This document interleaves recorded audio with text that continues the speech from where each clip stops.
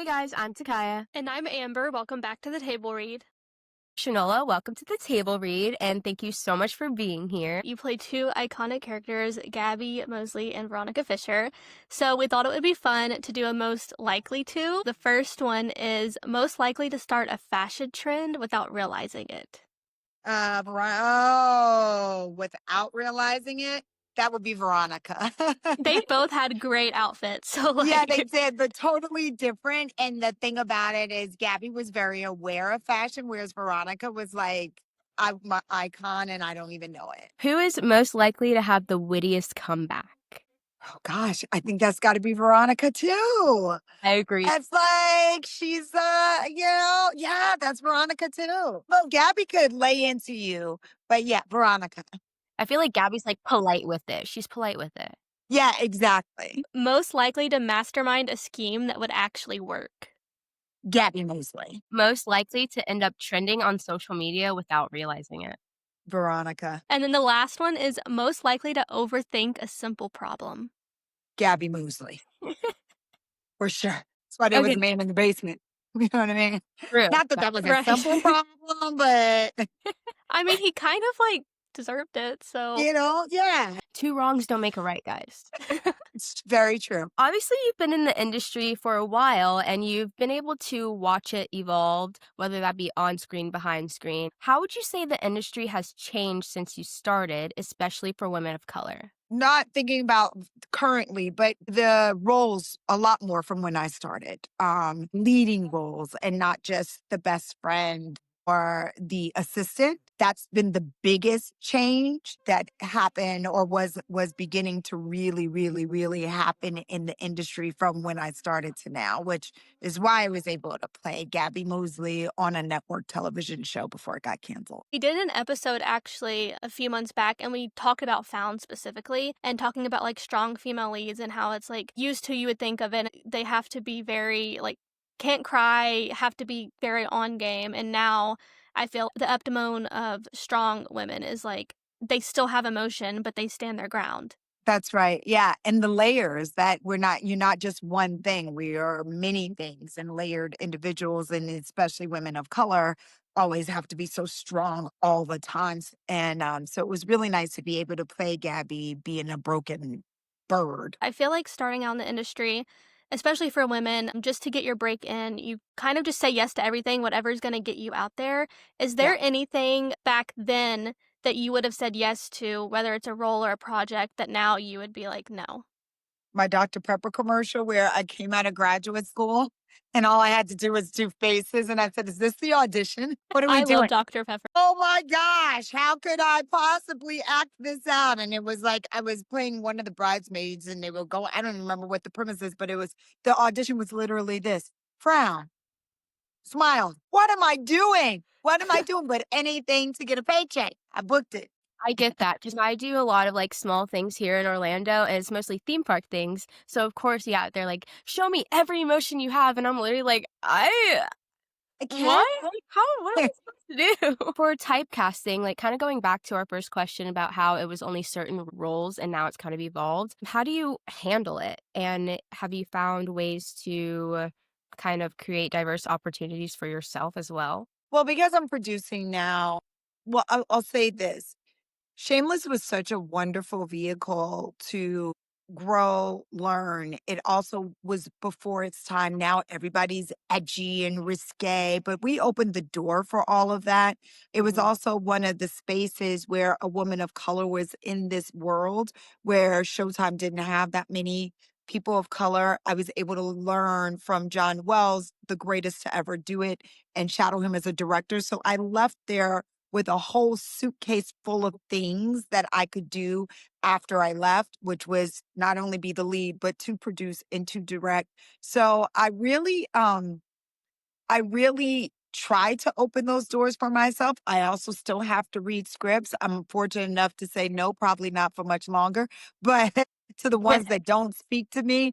But yeah, it's been sort of a mix of finding those openings. I'm reading books that I can then make into a series or make into a film, and in that way creating my own opportunities, and then also reading what other people have and sort of collaborating with other people. Yeah, I was wondering, whenever you are specifically acting, how do you go about creating that character's backstory and approaching playing the character? It's interesting because depending on what you do, a lot of it is sort of already there on the page, especially for Gabby Mosley. And some things you learn as you go, and you can kind of find a world. In Shameless, which was really fun, we had a week of rehearsals before we ever put the cameras up with Mark Mylod. And one of the reasons why I think that was such a special time is because you don't really get to rehearse when you're doing television. It was very theater based. And there we brought our backstories with us and read it to each other of how did Kevin B meet? And like we created sort of the world together and from our thoughts. So that's really nice. And it really depends, to answer your question specifically as an actor. I don't do one specific thing for backstory. It just depends on what the world is.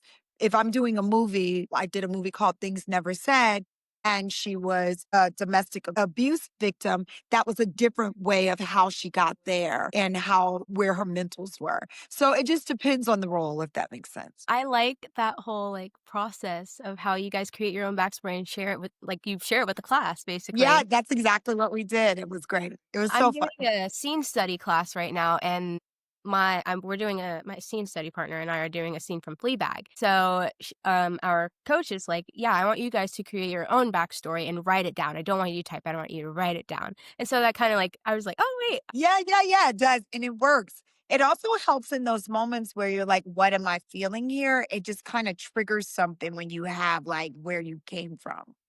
So it's Exactly. really fun. You mentioned that you are producing now. When you started out, did you always know you wanted to do more besides acting, or did that passion kinda come along the more you were on set? Um, I knew that I wanted to do more besides active creatively. And also my personality is very controlling. It I didn't know specifically that I wanted to be a director. It was actually a writer that was on Shameless that went on to go do something else. Michael Malley was doing another show called Survivor's Remorse, and I just had a baby. And he sent me a message that said, "Are you directing yet?" I was like, "What are you talking about?" "No, I just had a baby," and it never really crossed my mind. But from that planted the seed of, wait a minute, the fact that my presence on stage and as an actor would have the thought for other people watching me that I could be a director made me think differently. So that's what triggered the directing part. And now I love it the most. It's actually my first love. But the Aw. producing, I always knew I wanted to be more than an actor for hire. With directing, because you directed an episode on Shameless, what was that process like for you to go from acting to directing, and how was it acting while directing? Oh my gosh, it's crazy because generally speaking, when you are directing on your show that you're in, they will write you really light that episode so you can focus on directing. That was not the case with my episode. It was the episode where Kevin V got married. It was so much going on. One of the things that I love is the creative process with a team. So I had a wonderful DP, Anthony Hardwick, and I did a lot of stuff prep so that when it was time for me to perform, everybody knew where I wanted everything. I could look, yes, that looks great. And then I could get out there and just get to the acting part of it. It was a really cool transition to do with the family that we still are, the Shameless family, because they're so supportive and they were so excited about me directing. Of course, there was like Cameron giving me crap right away already. Can I do this, sir? I have not even gotten out my first sentence yet. But so that was to be expected. But them seeing that I was good was sort of like, oh, okay, she might know what she's doing. Okay, we trust Shanola now. And so it was really, really such a fun process. I love Shameless. I will tell anybody, I'm like, "You need to watch it, you need to watch it." I'm like, "Have you seen it?" And they're like, "No." I'm like, "Well, you need to." Thank you. It's so good, but I was also wondering, because you are acting, directing, producing, and you have a family, and you seem, just from what I've seen on social media, very involved, like you're coaching, one of your kids' soccer teams? I know. Yeah. How are you juggling all of that? Because, I mean, it's very inspiring to see, like, you're so involved in everything. Thank you. Yeah, my husband will say that my full-time job is actually at the school. It's so much so that it's so funny. One of the students at the school went to their mom and was like, Mommy, why is the lady that works at our school on TV right now when Found was on? Because the students are so used to seeing me as Kai and Doc's mom that's working at the school all the time. I can only say this. I waited to have children. And so my husband and I were very intentional about the timing. And I spent my time working on my career and selfish. So I said that if I'm going to have kids, I'm going to be the one that's involved. And any project that I take, I tell them specifically, yeah, okay, if we're going to shoot this show in Atlanta, I can do it. But that means that I have to fly home every weekend. And in their minds, they're like, yeah, right, every other weekend. No, no, no, no, no, you don't understand. I'll be flying home every single weekend. Anytime I'm not in front of that camera, I'm on an airplane back to my kids. And it's a way for my kids to know that they are the number one. And I don't want to miss this time. My daughter is in sixth grade. I have 7 more summers with her. There Mhm. is nothing more important to me than being with my kids through their growth and them knowing that I'm going to be there. So how do I balance it? I don't know, girl. I added hours to the day. I just make it happen. I mean, hey, whatever works, works. You're doing a great job. I Thank love you. I mean, I'm understanding an assistant soccer everything. coach because it's a volunteer only league, AYSO. And Mhm. they were like, they weren't going to give the kids their jerseys if they didn't have enough volunteers. So I was like, here we go. Kick with the Just inside of your foot, babies. You add it to got this. add it to the resume, soccer coach. There it is. And I now I get really love that. it. I'm a volunteer cheer coach for a league, so I Oh, understand. that I could have done because I was a cheerleader. So at least I knew about it. Yeah! I was a top. See those wrists, baby? They not broken at all. No, we do not do broken And wrists, we do absolutely not. not. This is broken. Sorry, we digress. I did gymnastics. Yes. So moving into Shameless, that is one of my favorite shows. Also, the funniest show that I have ever seen. I was just wondering, is there a scene that you remember in particular where you or someone in the cast could not stop breaking and you had to be like, okay, you're going to have to get it in this take because this is as good as it's going to get? I worked with Steve Howie for 11 years, so there's not, I mean, yes, so So many. funny. Here's what I can tell you. Hell days for any director, full cast days, because we're a clowns. Everybody's a clown. Everybody's funny. It was anytime you see us all in a group, either, in the Gallagher living room or a kitchen scene, and it's all of us together, just know it wasn't easy to get there. Lots of laughs. I can only imagine, like, what it was like, and your director's probably like, "Come on, guys." It's like, guys, guys, guys. But the AD would have to warn them, okay, you have full cast day today, and we'll try to rein them in as much as we can. But we did it. Here's the good thing. If you got the take, we are like one take wonders. So it's not like once that camera go, we can get you your take, but we're gonna do a lot of laughing and talking in between, Balance. loudly and Sure. singing. And singing. With that being said, working with all your castmates, having all those scenes together, what was it like working with an ensemble cast for 11 seasons, Best. especially with watching the kids grow up over the years? It's the best. Emma and Ethan were 9 and 10, and they're still such they're my kids. I call them my kids. Those are the first children that I had. And Jeremy is my brother, and Steve Howie is my very best friend. And it's just Bill is just a lot. It's just I can't describe this other than lightning in the bottle. And it's one of those experiences where you go through everything together, babies and marriages and divorces and miscarriage, like and periods coming on. You know what I mean? The whole shebang bang. We're living 11 years together. And at the time, basically everybody is on Steve had done some great, but it was never this sort of magnitude of a show. Shameless. So we're just doing it together. And once we hit Netflix is when it kind of blew up. And we were all living that experience at the same time as a family. And I'm so happy to say that there are so many of them that are my family even now. You could really tell on screen like how tight knit you guys were. Like it really translated. So I was wondering how that closeness kind of affected your performance while playing Veronica.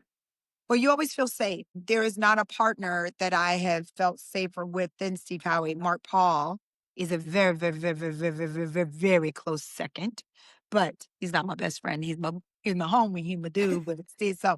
But when you have created such a safe space, especially when you have more intimate scenes or emotional scenes, even the funny scenes where you can take risk as an actor without somebody being like, or even when we are saying, what was that?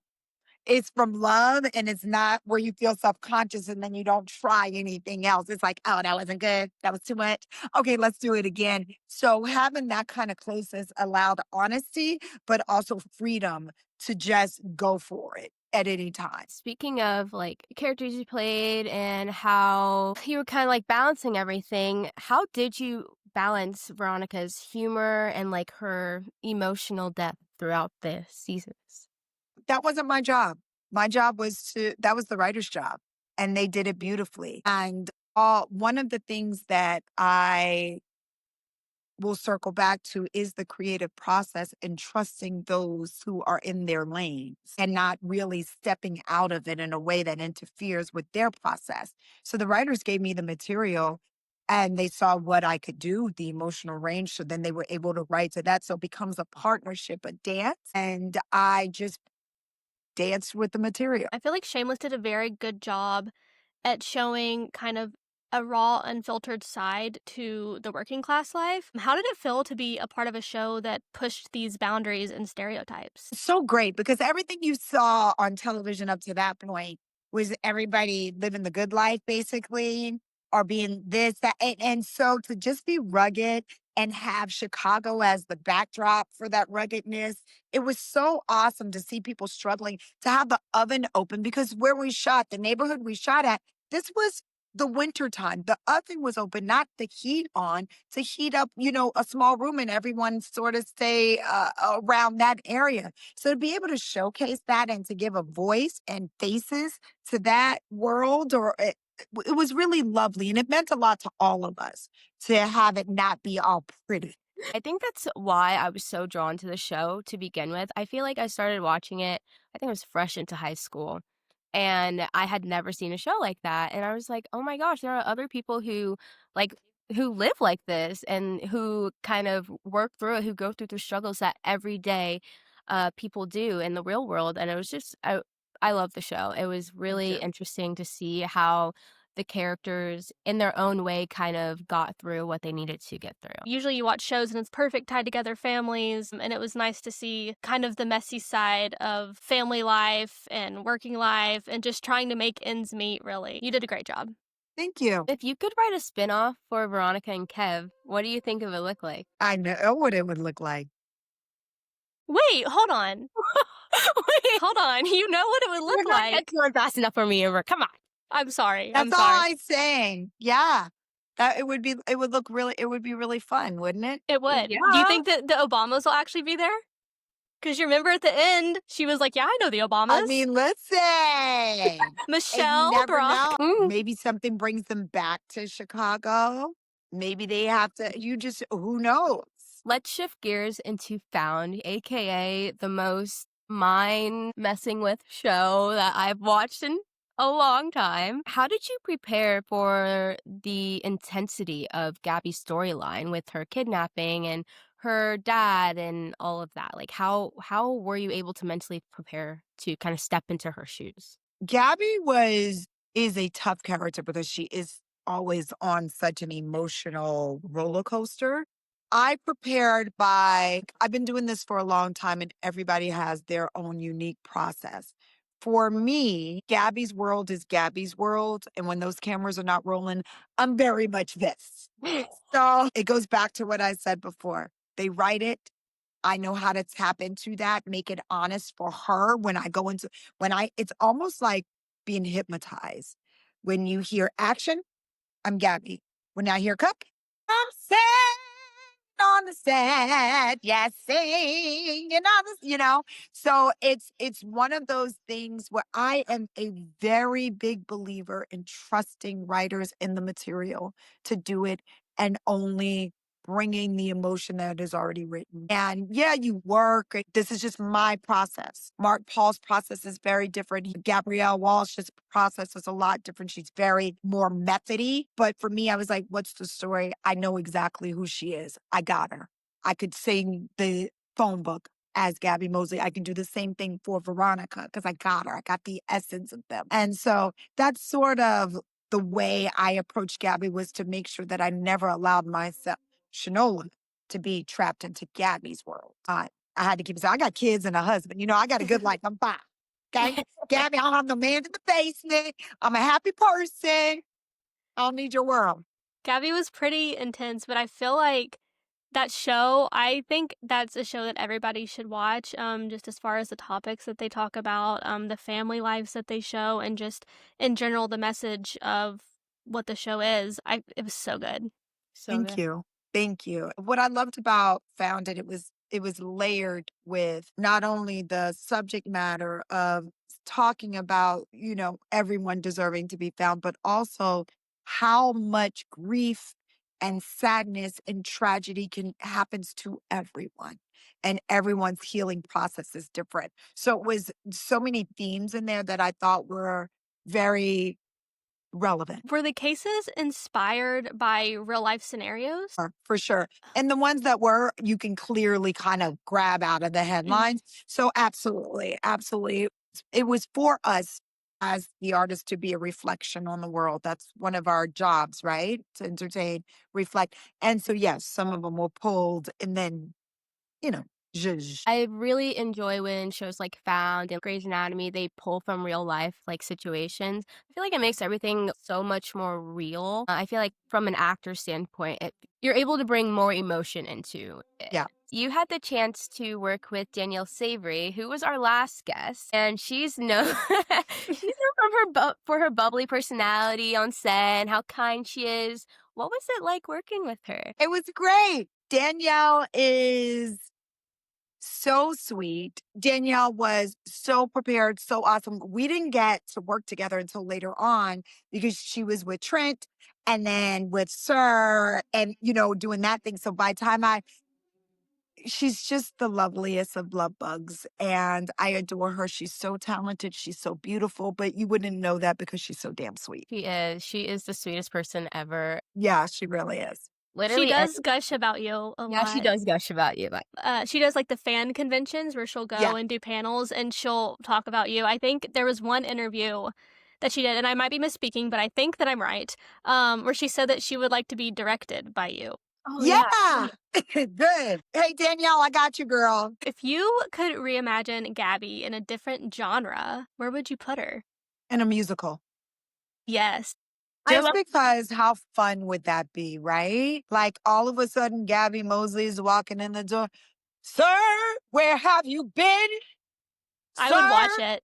eat this bread. That would be so good, especially because Gabby's so stoic. Like she's just very, she's just very like get business done. So to see her just walk in and like bust out the song would be so unexpected. No, No it's food for you until these cases are solved. Exactly. honestly, yeah. Put it on Apple Music right now. Speaking of Sir and everything with Gabby, what does Gabby think happened to Sir? Does Gabby know what happened to Sir? Not the way we left. The way we left off, she was in her own battle of confession. And I don't know. I think it could have gone either way depending on how contracts went, right? He was either dead or alive. I'm just kidding.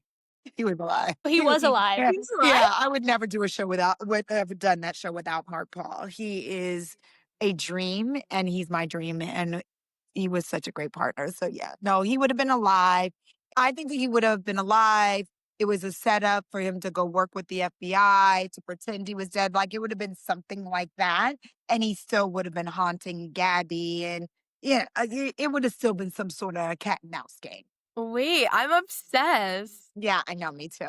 Guys, you hear it. You heard it here first. Sir is alive. Okay, guys? What legacy do you hope that Gabby left for people who watched Found? That's a really good question. I really hoped that Gabby left the legacy of being non-judgmental towards people's healing process and to just seeing everyone without being all soapboxy, but there is not a human being, no sides, no nothing, not a human being that doesn't deserve to be treated like a human and to be found. We have to have regard for human life all the way around. So I hope that a little bit of that brought light to those who may have them over there, and made it more of us. I love that. That was beautiful, by the way. I do think it was a very important show, and like I said, I feel like it's something that everybody should watch. So if you're watching this and you haven't seen Found, go watch it. You need to. It's so good. And it does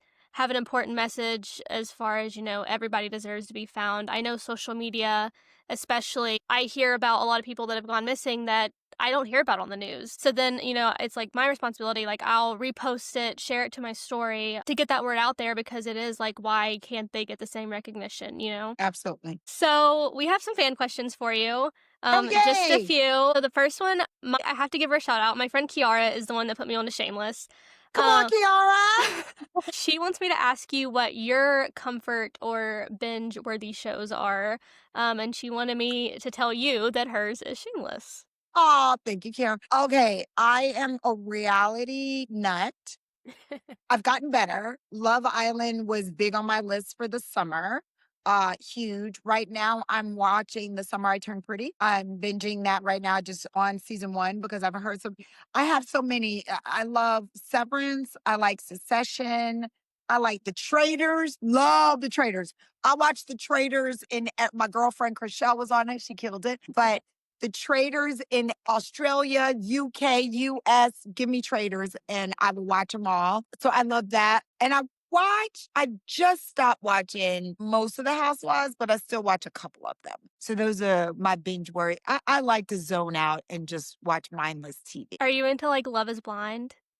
I am into Love is Blind. I haven't seen the most recent season yet. I only watched season 1, but I know Lauren and Cameron, I believe are their names. Yes, I And they're love Lauren and so Cameron. cute. And they're having a baby. I know. I love them. Like I honestly stopped watching after season 1, but like Yeah. I kind of like keep up with them here and there. Yes, And I'm like, they're so cute. It's never into reality TV, but I do watch The Secret Lives of Mormon Wives because Oh, I watch that as well. Thank you. Yes, I'm very. And here's the thing about those shows, you have to be careful because then you go down the rabbit hole of their TikToks to see what the beef is. So it's hard to like watch the show and then you're in the present beef, you know? literally their friendship confuses me so much. I mean, would you call those friendships? No, they're just like Wouldn't be friends with anybody like that and then go back, yeah, no, they talk so much junk about each other. it's Just like, crazy. it's weird. They were all at Dancing with the Stars to support Whitney, and I was like, you guys don't even like her. Y'all don't like her. It's weird. But yay, but good. Maybe it's their sisterhood. No judgment. People love it and they're getting their bag, so They are getting it. it's That's fine. fact. This isn't reality, but have you seen The Hunting Wives? When I tell you, my friend is on it, Dermot, and he's the nicest. We all know he's cute, blah blah blah, but he's the nicest person. The jerk that he plays on Hunting Wives, and okay, so I don't know what it is when I start watching it. Then I'm watching. Okay, this is gonna be cute. Cute. We getting into it. We get into it every episode. Every single those ladies murdered this show. It's just so good. Brittany Snow is the best. Like bravo. Yes, the answer is yes. I watched that, and I watched. There was Sirens too, where they went. Only because, and then yes. So I watched that as well. Hunts and Wives had me. Yes. It was just like every episode, I was like, what is happening right now? It was like murder, people getting naked, Republicans, whatever. And then like, Yes. it was like something, it was like every scene. I was like, what? I was getting whiplash. Yes, back home with her, going back to the trailer park to her brother. The brother was great. Oh my He's God. answering the door, butt behind, naked. Sir, put your pants on. And then Sophie was just like, hello. It was Literally. so good. It was so good. It was I love so it. good. I I can't can't wait for season 2. What are they going to do? It's going to be great, though. I know we did an episode last week on our theories, and we were talking about how Margot thinks that Sophie's the one that's hurt. So when she answered the phone, it was like Sophie was the one that was breathing, which we do think she knows it was Sophie, but we think Yeah. that maybe she thinks the brother somehow Hurt her. Sophie. Yeah. Oh, that's a good. Yeah, I could see that. But but they gotta hook up again, so they gotta come back to each Yeah. other, you know what I And then mean? I was like, I think it's gonna be like a blackmail situation of like Sophie is like, okay, well, if you tell somebody that I hurt your brother, then I'm gonna tell people that you killed Abby. And then Of it's gonna course. be they just have each other's secrets, and that's what keeps them close. Somehow, don't you feel like they're actually in love? In Yes. real life or in the show? No, not in real life. I don't know them in real life. I mean on the show, like the Oh, 2 for ladies, sure. like, actually They're blind. Like, yes, especially Sophie. Sophie's blind to her love for Marco. I yes. think right now it's like they're both just so in their manipulation era that they can't really see that they're meant for each other. Yeah, I think that that's right. Come on in your manipulation era. Let that be a shirt. What's your favorite storyline to film on Shameless? I can tell you my favorite scene. Tell me. My favorite scene was when Kev's ex comes back and says that he's the father of the baby. And V is upset and she's crying, but Kev is like, I will only love you, da da da da. And V takes her earrings off and she commences to beating that behind from the kitchen all the way to the den because we did our own stunts, jumping on bats, doing the fight. A fight scene that goes from the Gallagher kitchen all the way to the den, boobies hanging out because she's doing it in a dress. She doesn't care. I'm No. going to commence to whooping that behind right now. As you She should. goes, and I remember the line so well.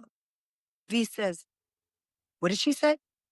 What did she say? And everybody knows at that point, jumps from the table like a feral cat. That was my favorite scene. That was I such a need to go good watch it again. It yeah. was my favorite scene.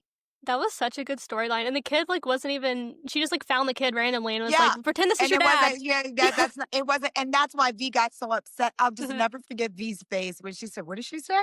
Like she was registering it, and then the earrings came off. It was over.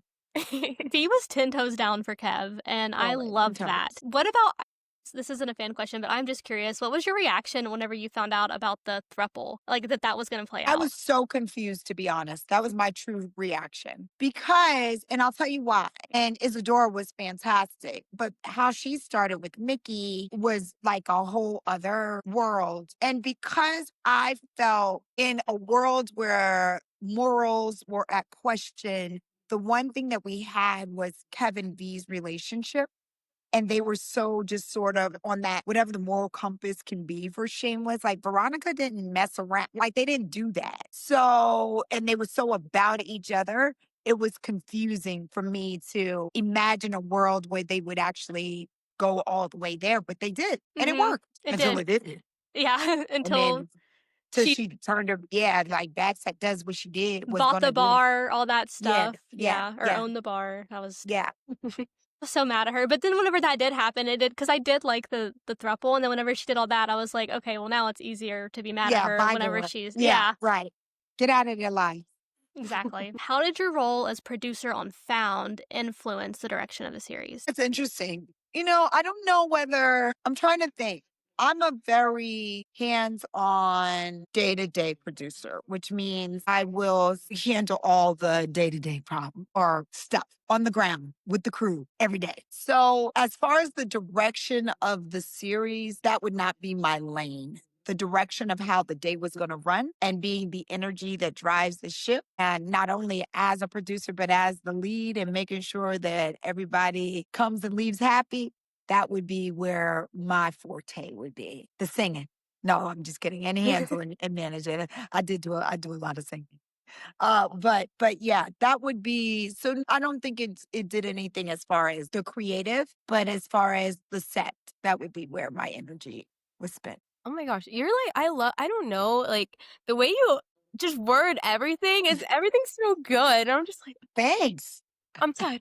I really am. You really are such a badass. Like you wear so many hats and you crush it.